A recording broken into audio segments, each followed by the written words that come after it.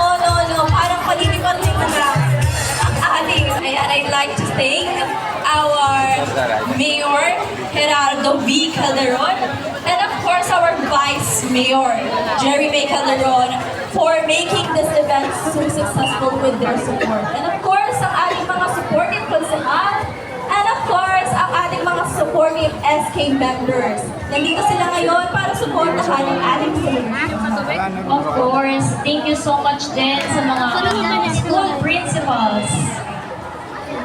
At syempre, this event, this competition would not be possible without our official sponsors of the Street Dance Paredola competition. We would like to thank Deco. We would also like to thank Helix Aggregates, Corporation and Brand Solution Incorporated, with our co-presenter, Happy Bites. Siyempre parang hindi natin na-acknowledge ang ating mga viewers, no? Ang ating mga viewers both online and live. Thank you so much for gracing this celebration with your presence. Siyempre, we would also like to thank our school principals and of course, our Parents and Teachers Association. Without your support, siyempre, kailangan lahat sumasali dito sa ating competition para maging masaya at kompleto at talagang paganda ng paganda. Bawat taon talaga na hindi kasi paganda ang mga pinapakitang performance. Very well said, with host and well. Now, kayo parang ready na, no? Ready na ang ating first contestant. However, let us wait for our judges as they took their break. Siyempre, kailangan nila ng break, no? Para maayos na makapag-score sa ating mga contestant. Are you ready? Contestant number 1, the stage is all yours. Please give us your best shot. Let's pause for a while while waiting for our judges. Amono, kamusta naman, ano? Damag na ba na natin ang fiesta? Yan, Viva San Clemente. And of course, we would like to thank also our sponsor for the costumes sa lahat ng ating schools, Miss Glenda de la Cruz of the skin and brand solution. Sa pundasyon itaas, sirenang may magandang tinig at kumikislap na buntot na lumilitaw sa malalim na parte ng ilog. Nakikita ito sa tapat ng bahay ni Sopero Hernandez o mas kinikilalang Tibero. Ang daungan ito ay nasa mismong kinatatayuan ng barangay hall ngayon. Ang Gigantes Festival sa Angono ay isang sekular na pagdiriwang na pinasimulan upang ipagdiwang ang patron na si San Clemente. Daan-daang mga higanteng gawa sa papier-mâché ang kumakatawan sa mga dating may-ari ng lupain.